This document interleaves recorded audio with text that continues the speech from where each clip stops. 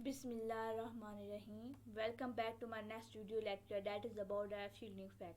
In the previous lecture, I told you about that I will discuss the phenomena of the shielding effect in a separate video lecture. So here I prepared this lecture. So the shielding effects. Before starting this topic about the shielding effect, I have a request. Please subscribe my channel and get the latest version of my video. So let's start. The shielding effect is basically and ideally that is decreasing the force of attraction between the nucleus and the valence shell electron. Basically, the phenomena of the shielding effect is such that the shielding mean to say the valence electron are shielded by the nucleus. And in fact, this shielding is effect due to this phenomena terminology that is about shielding effect. Understand? So when there is a decrease in the nucleus and the valence shell electron attraction, so that's uh, we call it the shielding effect. Mean to say, this shielding is affected by the terminology that is about the phenomena of the shielding effect. So shielding effect is depend upon the following fact that first of all, shielding effect is inversely proportional to the number of electrons.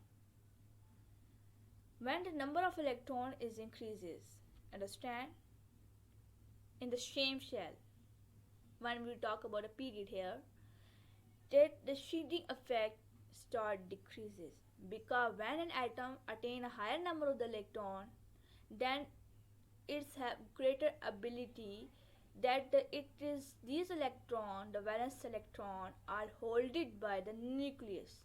The hold of nucleus is greater as compared to the valence electron. When is inversely proportional, why it is inversely proportional? Because when number of electron is increases, the shielding effect decreases. When the shielding effect decreases, so the number of electron is increases. The shielding effect is only increases when the number of electrons start decreases. So the shielding effect is basically the inversely proportional to the number of electrons. Here, when we move from the left to right in a period, do now the electronegativity start increases. For example, hydrogen have electronegativity of 2.1. It has only one electron in the valence shell. So fluorine has 7 electrons in the valence shell. So it has the electronegativity of the 4.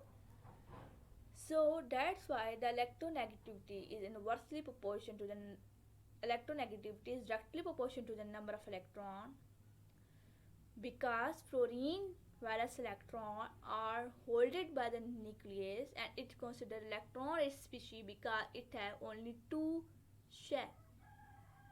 Understand? It have only because it belongs to the period of 2, so it have 2 shell.